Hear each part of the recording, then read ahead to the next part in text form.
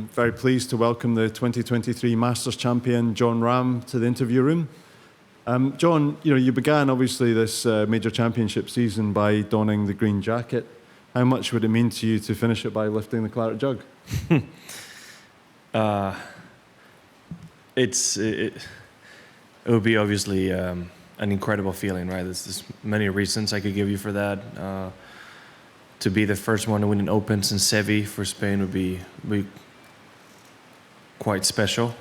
It's amazing to me that some of the great golfers we've had haven't been able to do it, and they've been close. But it would be a true honor to get there, to get to 3 majors, right? To be the second on the Spanish list, and then to be able to win at this golf course. Knowing the history of the players that have won here in the last few times we've been, it's be a great championship. No matter who wins, it's going to be a great championship. So I'm excited to get it going, and it would be absolutely amazing to be sitting back here on Sunday. That's great, thank you. We'll take some questions in English, and then we'll leave some time at the end of the press conference for any of the Spanish correspondents to ask in Spanish. So we'll start here at the front, please. Hi, Jon. I'm Thales Azzoni with the Associated Press. How have you been feeling after this break? Did you work on anything specifically on your game, or was it more to recharge mentally? And also, if you could talk a little bit about the 17th hole, whether it's fair or not fair, how do you see it? So 2 very different questions. It wasn't any work specifically on one thing. When we did the schedule early on the year, we did purposefully had this 3-week break because we knew it was going to be a lot going into this, and then afterwards, right, we have the playoffs, we still have Wentworth Ryder Cup, Spanish Open, so there's a lot of golf to play after this. So kind of needed to have a little bit of time to rest. We all need it, and because of the schedule we had this year, I haven't been able to have as much as I would have liked. So that was the main reason. It was nice to be at home and be dad for a change without having to think about golf for a few weeks. In 17, well, I see what they tried to do, right? The old 15 par 3 was the complete opposite of a hole. You have a short downhill hole with most likely downwind, with basically all the edges sloping towards the center of the green. I thought it was a good hole. You could make a birdie, and if you missed the green, a bogey was lurking. And this time, they made a really difficult turtle shell par 3, right? If you hit a good shot, put it on the green, you have a clear look at birdie. If you miss the green, you have a clear look at bogey. It's hard to say anything's fair or unfair because it's so short, right? So I would say if it is, it's fair because it's unfair to everybody, like it's golf and like it's life. Simple as that. So we all have to play the same hole. So if you hit a good shot, you'll definitely most likely have a birdie chance. If not, you'll deal with it, which I get. They're going for that on the championship Sunday, right? You have a 1-shot lead. That hole can't be pivotal. Okay, next question, please. We'll go to the front, Mark. Jon, just a little off the beaten path. I know obviously you're concentrating on your own thing, but Rory has played so well over a number of years, and we're going on 10 years without a major for him. And I'm wondering if you've gone through you're younger, but have you gone through a period where you can almost want something too much because he's gotten so close, obviously, and he's trying to find that path back? I don't know, as long as it's a good thing. I don't know if you can want something too much. I can't speak for him, right? I can't speak for him. He's obviously a tremendously talented player, and he's put himself in position and it hasn't happened yet. I can't say what goes through his mind, obviously. So undoubtedly he wants it. Obviously he wants to get to 5. Not many players have gotten to 5, and he still has a lot of years to play ahead of him. So I know he wants to keep adding to that tally. I wouldn't know what else to say, right? I'm hoping he does it. I'm pretty sure he will get that number 5 at some point. Okay, next question, Phil at the back. Jon, just quickly to clarify on number 17, are you saying do you think the 17th's unfair as a whole? No, I said it's fair. Because if it's unfair to everybody. So it's the same for all of us. So it can't be unfair. You know what I mean? It's the same for all of us. So yeah, it's way more difficult than it was before. Yep. Yeah. Okay, Doug on the right, please. With apologies, I have two really, really different questions, so bear with me. Since I haven't seen you in a couple months and Jay Monahan is back to work, has your opinion of him changed in the last 6 months, and if so, how? My opinion of him? Well, there's been obviously big changes for all of us, right? First, I would like to say, I did get a text from him, but I haven't been able to speak to him. And, I hope whatever he had wasn't too serious, and I hope him and his family are doing good and his health is going back to normal. I wouldn't say it's changed.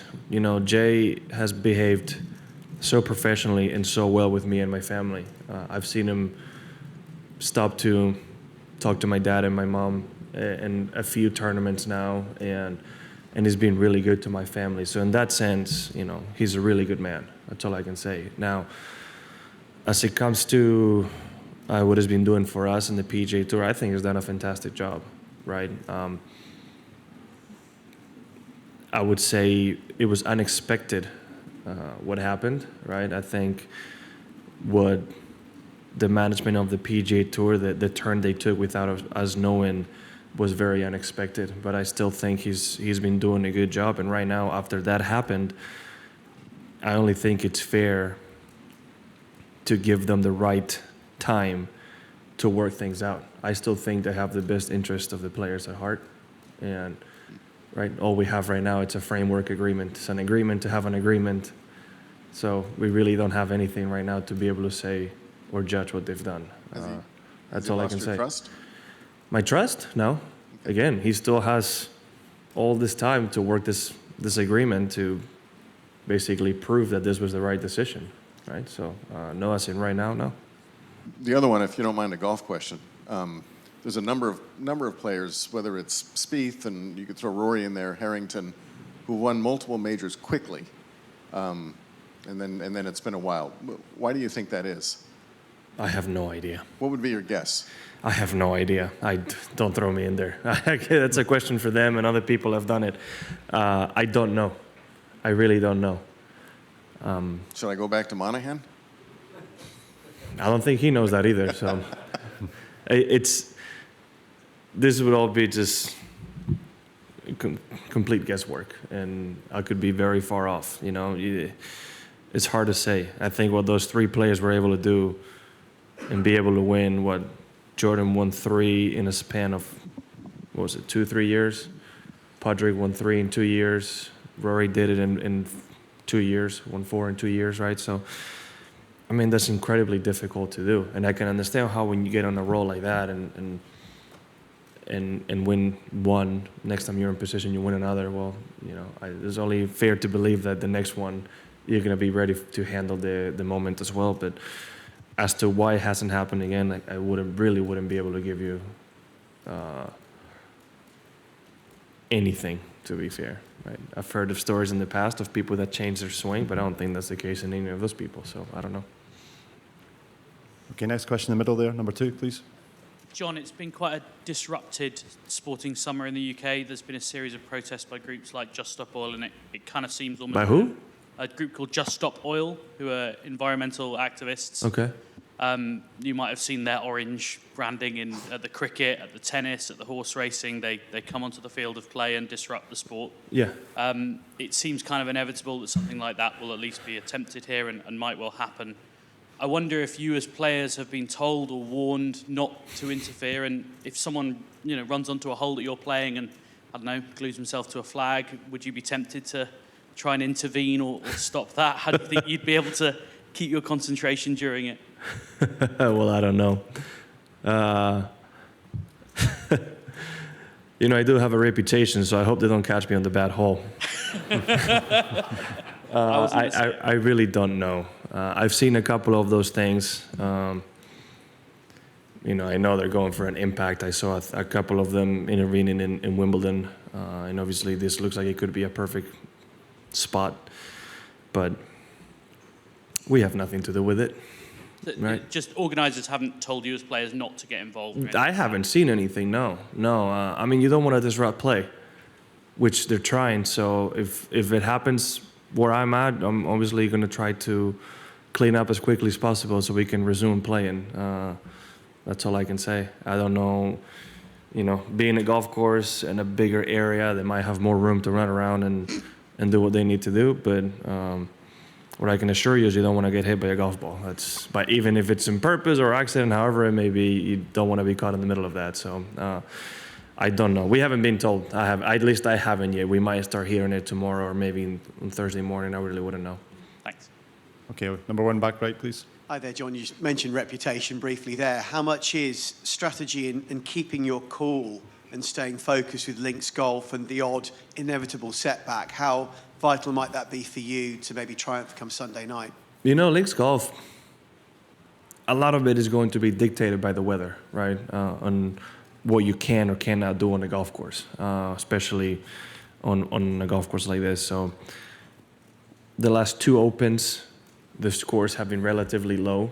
We don't have 10 as a par 5, so I think both Rory and Tiger would have been around 12 under if you change that little bit. So you still have to go make some birdies, right? So it's just being able to pick your spots and play your best golf. It's always in golf where you need to have certain control over what you're thinking and what you're doing, obviously. So that's one of the largest parts of the game. So yeah, that's obviously a factor always. Okay, John at the front. John, we have a Spanish Wimbledon champion, and I hope for your sake you win on Sunday. Why is sport so important to Spain, and more to the point, why are you so good at it? I don't know. I don't know. I've actually been asked that question, like, what's going on with you Spanish athletes lately? I couldn't tell you. I really don't know. I think when you have the right people to look up to, it's a little bit easier to get to that, right? Rafa obviously had a few major tennis champions to look up to when he was coming up, and he did what he did, right? So it's obviously for Carlos to grow up watching Rafa do what he did. Not that it's easier, but, makes you want to be the next. Obviously, when you're talking about football, there's a massive list of great football players that we've had in Spain. So that's obviously part of the culture. And when it comes to golf, we've had incredible reference as well. So I think a lot of it is thanks to people like Sevi and other athletes that did it before us. Is it something to do also with just simple pride in your country, representing the country? It could be, yeah. If anything, we're proud people. So it could be. I really don't know. I wish I could give you an answer. Yeah, Bob in the middle.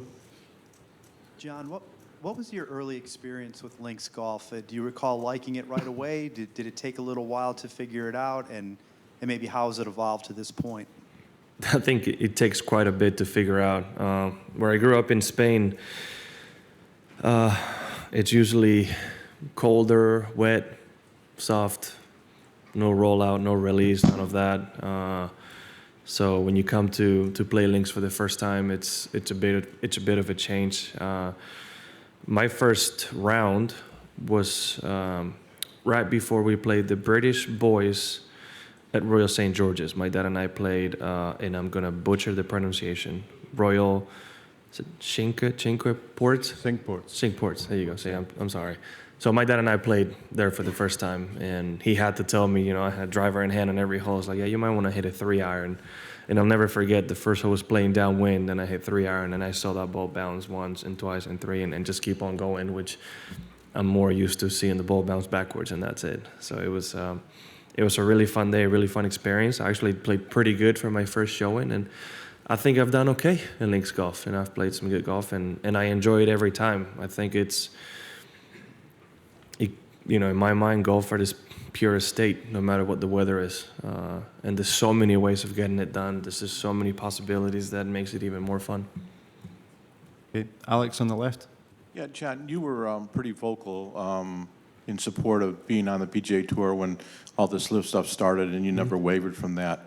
There's been discussion about the possibility of players being compensated for staying, depending on how all this all works out. Do you feel like you should be compensated? It's a tricky question. So I understand the PGA Tour wanting to do something for those players who helped and stayed on the PGA Tour, but at the same time, and I'll be the first one to say, I wasn't forced into anything. It was my choice to stay, right? So do I think this absolutely should be and there must be a compensation? No. I chose to stay because I think it's the best choice for myself and for the golf I want to play.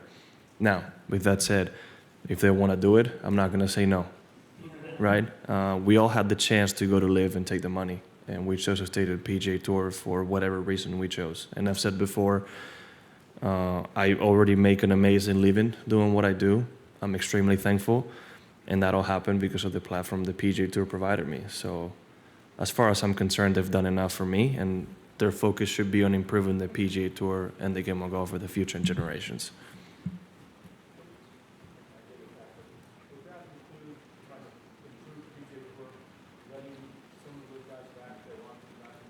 Oh, see, that's one of the things that the agreement needs to sort out. From what I hear, they don't really want to come back. So I don't know. I really wouldn't be able to tell you. It's tricky, right? I could understand people on the PGA Tour not wanting those players back, and I could also understand why some of them want to come and play back, right? There's some great events that a lot of people probably want to go and play again, right? Some great golf courses as well. So I wouldn't be able to tell you. I do believe, there's some punishment should be in order, but I don't know what, right? I mean, I'm not a politician. That's not my job. That's for the disciplinary board and other people that are paid to do that. My job is to hit the golf ball and try to do the best I can. Okay, we'll take these two questions and then allow some time for Spanish-speaking journalists. So in the middle, please. Yeah, John, how involved are you interested in being in all of those thorny discussions going forward? I tell you the same thing I told the people on the PGA Tour. If you want my opinion, ask me. If not, I'm not going to go out there and impose what I think on you guys, right? That's what I said. I think they should talk to the membership and get an idea of where the players are at. But it's not about just myself, right? Obviously, it should be a general feeling of what the membership wants to do, but I'm not going to be calling every single day telling them what I think of what should be done. Let's just say that. And since you delivered that message, have they then reached out to you to? Yeah, they have. I mean, when they need to know where our head's at, they've reached out, they've called me, and I've given them my opinion. That's they've been fairly open on that, and they've hired some people on tour to come to tournaments, and they're kind of the in between us and some of the higher management. So yeah, there's been communication, yes. I know there was a lot of initial frustration when the deal was announced, not just from you, but from a lot of players that they weren't clued in. Is your sense that now some of that has cooled down a little bit? You mentioned, it's fair to give them some space now. Well, what you guys saw was a lot of the initial reaction, right? Obviously, is their initial emotions as to what happened, and now a bit of the realization of, okay, now we have to wait till, what is it, January 1st, or whenever the agreement says they need to finalize those negotiations. So right now it's kind of the game of waiting, right? Hopefully they can reach to, I don't even know what the word is, a partnership or because it's not really a merger, I don't even know, whatever. A partnership that they both are happy with the outcome is going to be, and everybody can move on and be the best golf product we can put out there, whatever that looks like, I don't know. But yeah, I think it's obviously cooling down, and now we're all waiting to see how this moves forward. Okay, then John on the right there, please. John, much has been made recently of the run of form that Scotty Scheffler has been producing over the last few months. I just wondered how big a fan you are of that sort of consistency as opposed to winning 4 times and missing every cut. Well, the better you play, and if you're consistent, the more chances you're going to give yourself to win, right? Tiger didn't only have an incredible win percentage, his top 10 percentage and top 5 percentage was just even higher, right? So the more you put yourself in position, the more you're going to be able to win. So I'm a fan of what Scotty's done. I've prided myself in the past in consistency, even though this year's been a little bit of a bit less. With that said, I'll take 4 wins and playing a little bit bad for a couple months. So yeah, I think if you ask him, he'll probably give a couple of those top 5s away for an extra win, because that's what we're here for. But nevertheless, it's really impressive what he's done, and I'm a fan of players that can keep playing good golf at that level for a long time. Juan? So, John, you were talking about representing your country, and I couldn't help you notice your new logo in the sleeve there. Can you talk about it a bit about it? Yeah. Yeah, I was wondering if somebody was going to pick up, but now that everybody's paying attention to that. I'm really thankful, obviously, Santander being a big bank in Spain and Europe and worldwide. I'm very excited to be able to partner with them. It's my first Spanish sponsor, it's the first time I'm ambassador for a Spanish company, so I'm very, very excited. You know, they don't only help over 150 million people worldwide. It's mainly also related to golf in Spain in a massive way, right? I don't even know what her title is, President, CEO, Ana Botín, very related to Sevi's family, right? He was married to her sister, so related to golf in a massive way, and their dad was also involved in golf in Pedreña as well. So it's really great to be part of a company that's the best of both worlds, and be able to represent them. I know they wanna have a bigger influence in the U.S., and I'm glad they chose me for that. Okay, if we do have any questions from Spanish-speaking journalists, please signal, we'll get the microphone to you, but we'll go to number 1. And it was also announced yesterday you extended your relationship with Callaway, and that included, I guess you got an equity stake. What was your reasoning behind doing that? And also, do you feel like you'll have more of a voice in equipment decisions in the future? You know, I like to be involved in companies I believe in. And the fact that they allow me to have equity in it shows faith in both parts, right? I'm all in on what I do, and I'm gonna give it my best on the golf course, and they're showing me that they trust me enough to be a part of it, and I know they're gonna give it their all to give me the best product possible. With that said, even before this deal was signed, they've asked me my input and equipment, and I probably could have demanded a lot more. I'm just not gonna be the kind of person who's thinking about what to do so much. They obviously have engineers. They're much better on all of that than I am. I can only give them what I'm feeling on the golf course. And they've taken that into consideration, and they've come up with some products. So yeah, I mean, if I think of things, I'm definitely going to voice them, and they've heard every single one of them. Do you think it will change your opinions on maybe the ball rollback or stuff like that? My opinions? Yeah. What do you mean by that? Whether, you know, the equipment company might have a specific view of how they feel about it. Now you're part. Oh, I think no matter our view, it looks like it's happening. So it doesn't really matter what I think or not. But if you can be on the forefront of a big company like Callaway who can get ahead of it, you know, and I can be invested a little bit earlier, it could be great. But yeah, no, it doesn't really change. The USG and the RNA are going to do what they want to do, no matter what I think. Brian, back left. Thanks, Mike. Yeah, John, sadly, we all missed seeing you at the Renaissance Club last week. He's Lothian at the Scottish Open. What was your view of the way that tournament played out with Rory and just magnificent 2-iron and Bob McIntyre going head-to-head with him? And with a follow-up to that, what do you think Bob's chances are now of being part of Luke's team for Marcus Simone in a few months' time? Well, given the fact that he beat Rory and Fitzy a couple of years ago at that golf course to win the Italian Open in a playoff, I think his chances were always good. But he's definitely been in good form lately playing good golf, right? He had a good chance in Denmark. He played really good last week. And it was an incredible finish by Rory, right?